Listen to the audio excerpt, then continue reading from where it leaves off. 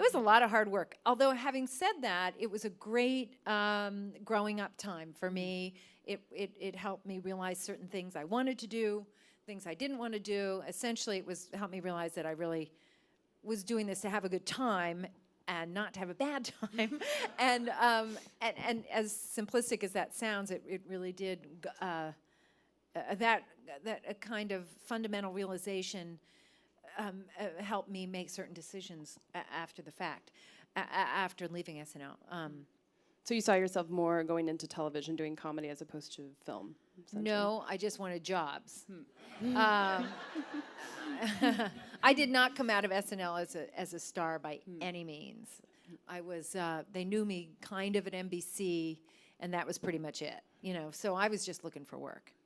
And I did meet. I was there on SNL for 3 years, and in my third year, Larry David was hired as one of the writers, and he was just there that 1 year, and he was miserable, and I was miserable. So we had that in common, and we kind of. And he notoriously never got a joke on the air. Is that right? He didn't get one single sketch on the air. He had it. He had his revenge, didn't he? Later on. Yeah, he did. So did you and Larry sort of commiserate and think like, wow, I'd love to do something else with you, but sort of outside of the context? We didn't actually say that, as I recall. I just remember I remember sitting in his office being like, oh, I hate it here. And we were like, oh, I hate it here. and so we just sort of knew each other that way. And we didn't talk about other jobs, you know. It was pretty gloomy. But then, but it was a couple of years later then, because let me see, that was, I don't know, 80, I can't remember. I think it was 86 I ended at SNL, I think. I think that's right, yeah. Okay, and so then it was like 3 years later that I heard from him. Right, and did he call you in specifically to read for Elaine? He did. They had made the pilot, and there was no regular female character. And NBC said, okay, look, we'll order 4 episodes. They didn't really, I don't think, love the show. And so we'll order 4, and you need to add a girl. And so it was this one. It was still called the Seinfeld Chronicles, a very early. Right. Yes, exactly. And so, and actually, I was in a development deal at the time that fell apart, and it fell apart. I want to say it was so lickety-split how this happened, as is the case often in this show business of ours. And I want to say that this development deal fell apart maybe, let's say, on a Thursday or Wednesday, and on Friday I got these scripts, and I was like, oh, this is good, I like this. And I didn't even really have a very big part, but I thought the writing was completely different than anything that was on television, which it was. At the time, you know, the big shows were Cosby, which are great and stuff, but this had a different voice to it for sure. And it had a sort of a realness, believe it or not, even though you don't think of it as being particularly like that. But and so I remember that my agent made the deal over the weekend, and we were shooting on Monday. I mean, it was like I couldn't believe it. So and then we made these 4 shows, and I thought, oh, I hope they pick it up, but they'll never pick it up because it's too good. I figured it was not. It was. It was very different compared to what was on TV at the time. Yeah, really very different. Yeah. It was the first sort of successful stand-up guy because there have been a lot of comedians who've tried to launch their own show with them as the stand-up comedian character, and then it sort of hasn't worked before that. So Seinfeld was successful. Yeah. Didn't have to worry about getting gigs during that time. You always have to worry about getting gigs. That's true, and also not knowing about renewal, and you never knew sort of year to year. Right, exactly. I mean, it's tricky being an actor trying to stay afloat. Believe me, it really is. What am I saying? Believe me. Look who I'm talking to. I mean, it is. I think they know. That's why they're here, to glean your wisdom. It is. You know, there are plenty of jobs I would have loved to have had and didn't get, or whatever. The show, if you think about how the show didn't run that long, and if you think about how long it could have run compared to sort of how long shows run today, and I remember in 1998 being very sad for many, many years after it was over, and I'm wondering how stressed were you after that ended for sort of what was next for you, because it's so iconic and so hard to reinvent yourself after such a juggernaut sort of experience? Yeah, well, first of all, I really needed a break afterwards because during those 9 years of Seinfeld, I had 2 children, and so I was desperate to just sort of get home and hunker down at home and nest, which I did for a couple of years, and then it was a little tricky initially for me to think about doing another series because I wanted to do something different. And I didn't want to do something that was, I don't know, standard fare, even if it was sort of good standard fare. I wanted to try something. So that's why I did Watching Ellie, which is a show that my husband created, of which it's a show that I'm very proud of. It did not have a long life. It lasted 2 years. But the conception for the show was that it was shot in real time. So it was 22 minutes of a character's life. And it had an amazing cast, Steve Carell and It was great, Darren Boyd and Don Lake and Lauren Bowles. And I know there's somebody that I'm forgetting because I'm an idiot. But anyway, and so we did this thing in real time. By the way, it was single camera. Nobody was doing on NBC. Single camera. On NBC. And at the time, I was just thinking today, the only other single camera comedy on NBC was Scrubs at that point. Right, and Scrubs was struggling. Right, and that show took I think 3 or 4 seasons to really sort of, the single camera thing was still very new for NBC. Right, and they were sort of very cautious. They weren't thrilled that we wanted this to be single camera. Anyway, so it was, and also, that's the other thing too, is that I didn't, since it was single camera, and because single camera for an actor is much more demanding time-wise, I didn't want to do 22 episodes a year because I had this, 3-year-old and 8-year-old at home. I didn't want to be gone that much, so I said I would do either 13 or 15 episodes a year, something like that. Anyway, we caught a lot of crap for that, making that deal, and I think it was unjustified, but it doesn't matter anyway. Who cares? It was a very happy experience to make the show. Peter Stormare is the other actor that who's a wonderful actor, who's also in the show, and it was a really happy experience, creatively very satisfying, although quite demanding. And it was very sad for me when that show got canceled because I don't know. It was well, I mean, when any show gets canceled or doesn't do well, you put your heart and soul in it. You work so hard, even if so. So we did that for 2 years. So that was too bad that didn't work longer. But I'm still proud of it. And then what happened? And then it's like this is your life. I know, really. So Carrie Lizer, your collaborator Carrie on Lizer, Carrie, that's excuse right. me, Carrie Lizer, knew Christine, which another great show, and it seems as if she created the show for you because it was such a perfect. You embodied the character so perfectly. How did that come about? Well, actually, she didn't create it for me. The New Adventures of Old Christine, and she wrote the pilot, and it was sent to me, and I kind of loved the voice of this pilot. The sensibility was very appealing to me, and this whole notion of a different kind of American family was also very appealing conceptually. But really, fundamentally, I thought it was just plain funny. And I met Carrie, and immediately we got along immediately. She's an incredibly gifted writer and wonderful person and really fun to laugh with. The thing is that when you get into these series, it's like sort of if you're meeting somebody for the first time or you sort of get to know them through their material, you are kind of taking a leap of faith because you're sort of launching yourself into this marriage with somebody that you don't quite know super duper well. And so you have to keep your fingers crossed. And fortunately for me, it was a good thing to do because I'm so proud of that show. And again, stellar cast. Amazing writing, and that had a life of 5 years on CBS, which was great. And it's living on Lifetime every day. And it's living on, exactly. Yeah, right. Where all good shows go. I'm curious, having worked in multicam and single camera, and obviously we'll get to Veep now, the single camera experience, is there a sense of what you enjoy more? Because they're so different. Just the style is so different. I mean, I will admit that I I love multi-camera. I know single camera is cool and stuff, and it's a different way of performing, in fact.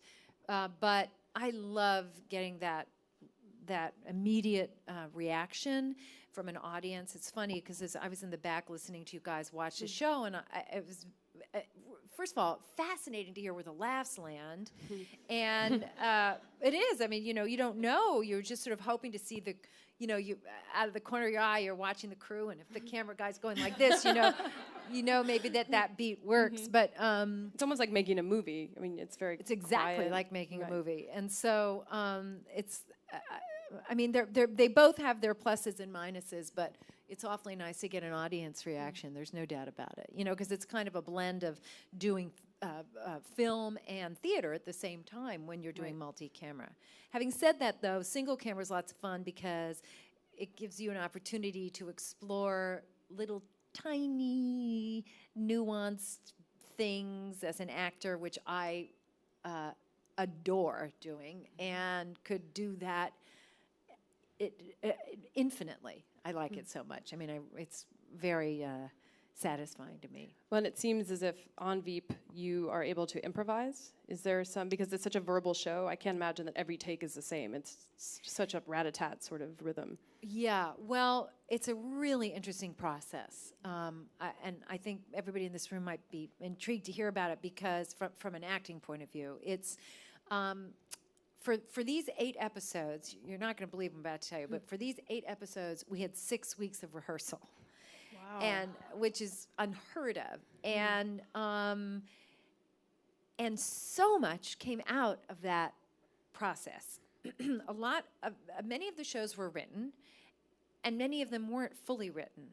And so we worked, and we sat in a room and sort of blocked out things, and we had writers in the back of the room, and they're taking notes, and we're improvising the hell out of a story or fleshing out a scene that isn't quite right. We've got to get from this point to that point, and we know we want to have this done and that done in the interim, and so working all of that out. I am telling you, first of all, it's exhausting. It is so tiring mentally, but it is a really a thrill and a challenge, but definitely a thrill. So yes, there is a lot of improvisation. By the time we get to the set, however, and the cameras are rolling, oh, by the way, many layers of improv upon script upon improv upon script. I mean, it's like a 10-layer cake, it just keeps piling up. And so then by the time we shoot it, all of that is on the page, those many weeks of work and improvisation, et cetera. But then, after we've gotten 1 or 2 takes that are sort of as is, then we, as Armando, our great, wonderful leader, says, okay, well, why don't we just now loosen it up a bit, shall we? And so we do exactly that. And very often, those loosened up bits are what you see on screen. I mean, in fact, I don't know. I wish I could remember exactly because I wasn't thinking about that as I was watching this most recent full disclosure episode that you watched, but there's going to be another one later, and I might watch it just to see if I could remember what was sort of improvised in the Which moment. take they used. Yeah, or what it's take or little sort of moments and things like that. So it's a really cool process. I was curious, after having worked in broadcast network TV for so long, was it conscious decision on your part to move to cable, or is that sort of what presented? Okay. Oh yeah, absolutely. Okay. I really definitely was. I wanted to, I don't know what, spread my wings a little bit and be able to say the F word a lot. You betcha. But that's really emblematic of the kind of. That's just sort of. It is. It's emblematic of the kind of creative freedom that you can have at a place like HBO. It is unbelievable. I have never worked in a place like this where we are just left alone to our own devices, and it is dreamy as a result. For an actor, I'm telling you, it's. Do you get notes from the higher ups at all? I know that's always on occasion, but I will say that they are taken seriously because there is a culture of respect between sort of the so-called artists and the so-called brass that is reciprocal as a result. I mean, they really understand that we've got a process. They funded 6 weeks of rehearsal. That's not cheap. And they, because they understood that's the way Armando wanted to work, so they supported it. And so if they do have a suggestion or a notion or something occurs to them, frankly, I'm all ears, because they're doing a lot for you at the same time. well, yeah, they're doing a lot, but also I think, you know, if they're smart enough to, you know, hire artists to do something, I figure they're maybe smart enough to have a good idea too at the same time, you know, or it's certainly worth listening to. Right. Yeah. I was, so the show does not necessarily shoot on location in DC all the Not time. all the time, but often. What are the logistics of the shooting? Because I'm always looking at landscapes to see if you're actually where the show's taking place. Or do you shoot here mostly, the interiors? No. Okay. Oh, no, we shoot all in DC. All in DC. And Baltimore. Okay. In Baltimore. Yeah. Okay.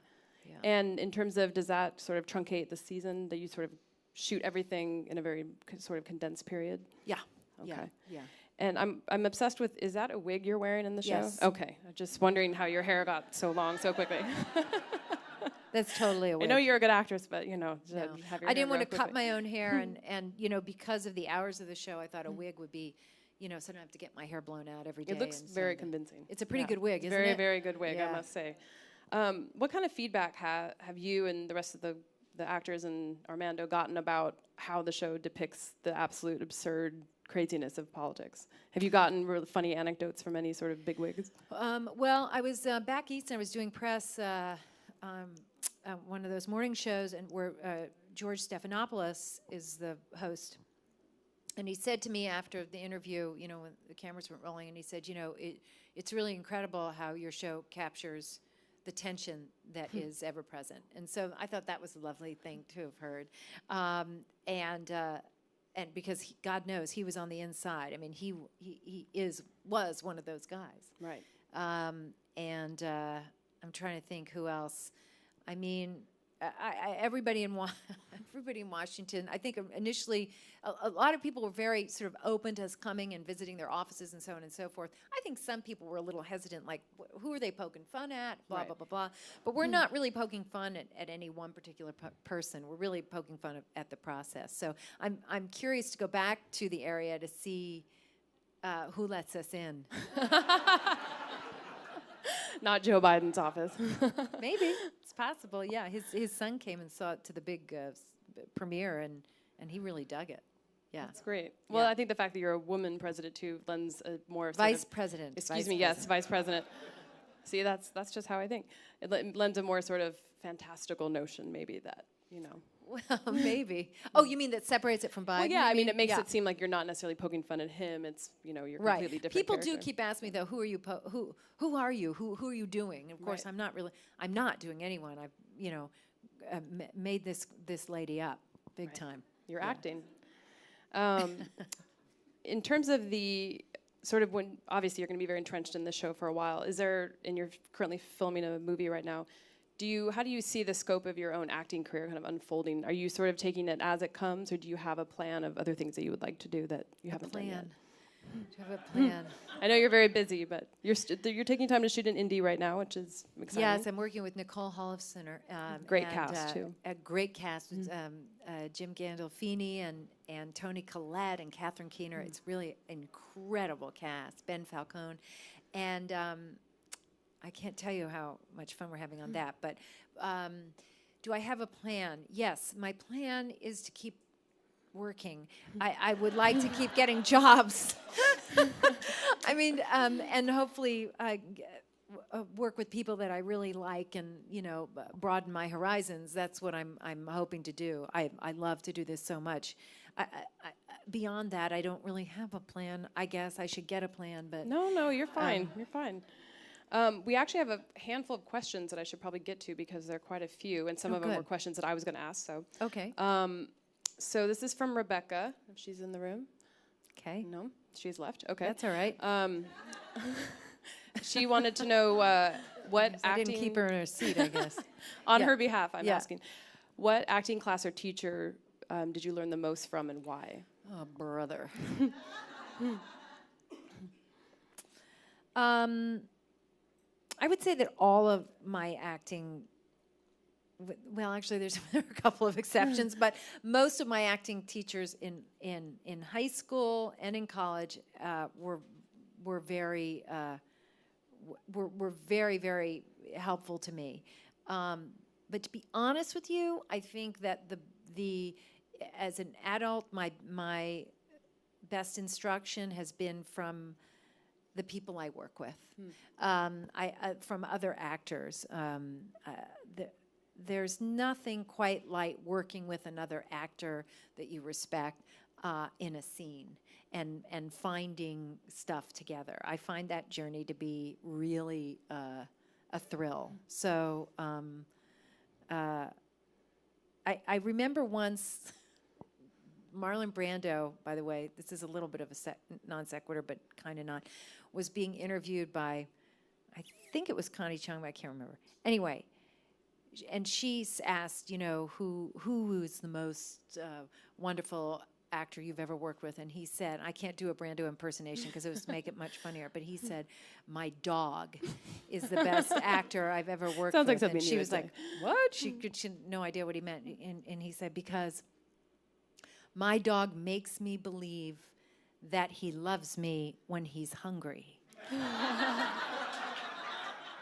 It's pretty good. And I think that's a great acting lesson. Isn't it? It Very really good. is. Power of persuasion. Speaking of people you worked with, I was curious, I've always wanted to ask you, what did you learn about comedy from Larry David? Because he, I mean, for most of us, he kind of ushered in the last decade and kind of dictated, to me at least, what is funny and what isn't. I mean, Curb, for me, is just absolutely genius. And I know you appeared on Curb a couple seasons ago. That was amazing. What is his approach to comedy, or does he have one? He's so mysterious, you know? What is his approach? I mean, he obviously has his own voice. It's you know, you could say that's very Larry David, and people would know what you would mean. Mm-hmm. What is his approach? I guess you would have to ask him that. I mean, he's a curmudgeon, and so he's made that is his voice. Even as a young man, he was a curmudgeon, like his whole life. Yeah, I think it seems so. Like that's his thing. Yeah. You know, for a long time he was doing stand-up, and there are, amongst comedians, there are stories, legendary stories of him losing his shit in front of an audience. And swearing at the audience. Laughing at his jokes. He would just turn on them viciously. And I would love to have witnessed that. That would have been good. Kind of. But I'm sure anyway, it's on YouTube somewhere. I think there's definitely a through line of anger that helps help him. Like on Seinfeld, was he meticulous in his? I know he didn't necessarily direct a lot of the episodes, but did he micromanage, or did he kind of let you guys do your thing? I was always curious about that. Well, I mean, we would rehearse and sometimes come up with stuff, but he was very, from a writing point of view, it was very much his baby. You know, I don't mean that. Believe me, there were plenty of improvised moments, but they had to be approved by Larry, you know, obviously. But, I mean, of course they had to be. You know, It was his show. Right. Makes sense. Yeah. Actually, this is a question about improv. I guess we can speak to Veep or any other project. This is from Alan for Julia. When throwing improv lines into a scene, how do you keep from stepping on each other with the pace as quick as it is? You just have to listen.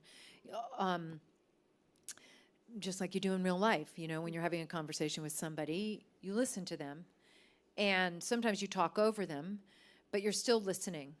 Or maybe you're not listening, and then that's a choice, but you have to, there's a way to talk over somebody while listening. But you have to be very present. Yeah. It's good advice for life, yeah. This is from Benjamin. He wants to know, after you receive a script, what is your process now for Veep, and how has that changed over the years depending on the project you're working on? For example, how do you learn your lines that may be different from the way you learned them 20 years ago? How do I learn them? Oh, well, the learning of the lines is, for me, touch wood, not really the hard part. That sort of happens. It's the behavior with the line is. The acting of the line, so to speak, is the challenge. I mean, you know, technically, I usually learned them. I make sure I've got them 100%. Well, it depends what you're shooting, of course, but 100% down the night before. I find from a memory point of view to memorize them right before I go to bed really helps. And of course, if you've been rehearsing a lot, it's usually in your head anyway. Was that the question about lines? Yeah. Well, okay. and I guess speaking to, is that different from working in multicam? Like, is the way you're learning your lines different? Are you actually rehearsing with your castmates? Are you rehearsing on your own? Oh, no, it's all the same. I mean, you just, you're just rehearsing. And by the way, and you don't want to lock things in because lines change all the time, be it a multicam or single cam. I mean, it's sort of a moving target all the time. It's constantly morphing. So you have to keep I don't know what those things are in your brain. You have to keep them open to I think they're synapses, maybe. There you go. Sorry, I'm totally stoned right now. So I'm kidding, not really. So maybe you'll answer this one really truthfully. Uh-oh. This is from Tammy, and she wants to know, well, first of all, she says you're a fearless actress and comedian. Thank you. But have you ever made a very broad choice that backfired or that you regretted? Yes. And what is that choice? I assume she's speaking career-wise. We don't have to necessarily get into personal failures. Unless you want to. I've made a... I don't know if I can really tell this story because it's so embarrassing, but I was at an event once. This was many years ago, and a very famous actor, director was being honored. And, oh, God. Anyway, I got up and did something that didn't work, but it required me to stick with it for a long period of time. You were presenting? You were on stage, like, presenting something? It was like making a toast at this thing, but I mean, like, everybody in the industry was there, and it was like a nightmare. And as it was happening, I was dying, but I had to stick with it. How long did it last? A minute and a half, maybe 2 minutes. It was long. And it was silence in the room, and it fell flat, and it was I had this moment of thinking it would be very clever, and it was 100% not clever. And anyway, it stays with me, and it's make my palms sweat just telling you that, and I haven't even really told you the details, except to say that I made an utter fool ass of myself. Is this on YouTube? Can we Google this later? Oh, shoot. This is from Abby and Chelsea, collectively. What do you know now about comedy that you wish you knew when you were starting out?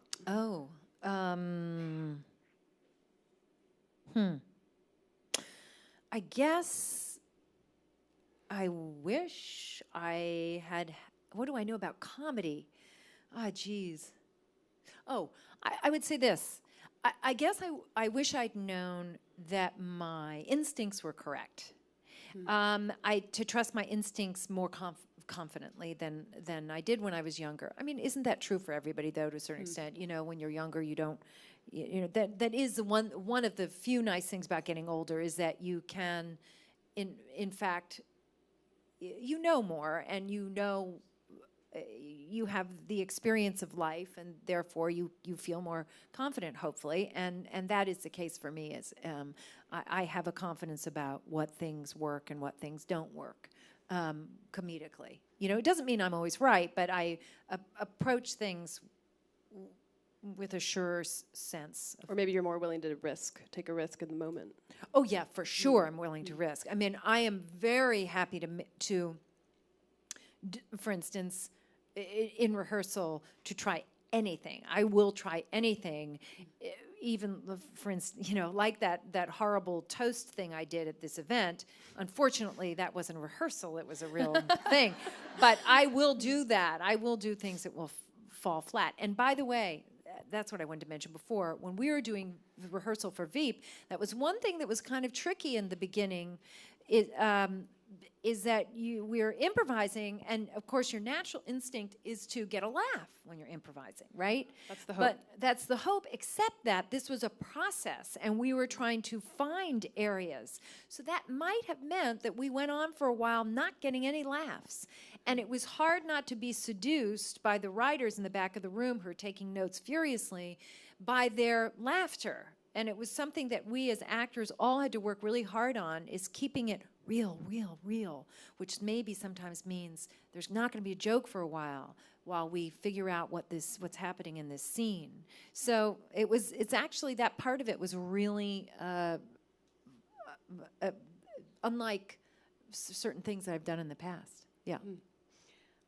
This is a question from Brooke, and she'd like to know if you have any specific advice for women in the business trying to navigate their way to having a career like yours, specifically maybe touching on your own experience as a woman, how that's different from maybe what some of the men experience in terms of getting jobs, promoting yourself, all those tough milestones. Right. Well, first of all, I think it's a pretty good time, and it seems to me anyway, like in television and so on, there certainly seems to be many more roles for women in TV right now. Seems maybe less so maybe on film. Cable too. Good ones on cable. Right. I think, given the fact that we can all videotape everything right now, that creating your own work is a very good idea. It doesn't mean you'll be catapulted into stardom or whatever, but to somehow to empower yourself with that, you know, to take a I was going to say, take one of those machines over there and stick it, and create work for yourself, because you never know what's going to happen. Number one. Number two. Oh, and by the way, and also work with your friends, work with people that you like, put something together and film it,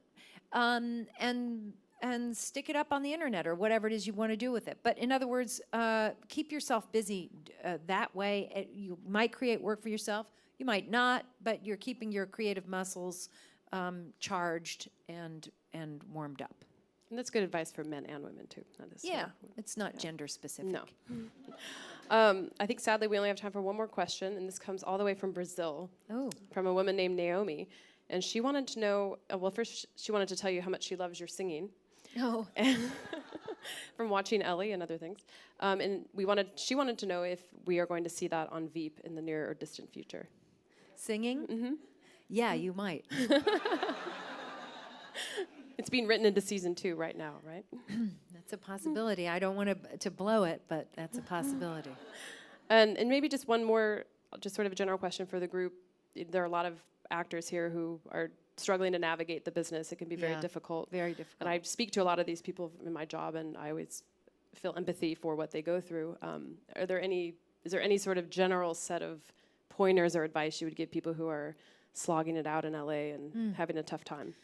God, I don't know. I'm sorry you're having a tough time, number one. I just assume some of you are. That may not be true, but I just assume. Well, I would say what my physics teacher always used to say to us. He always used to say, Marty Coyne, have fun at all costs, and try to just have fun. You know, it's hard to sell yourself as a person, as an actor.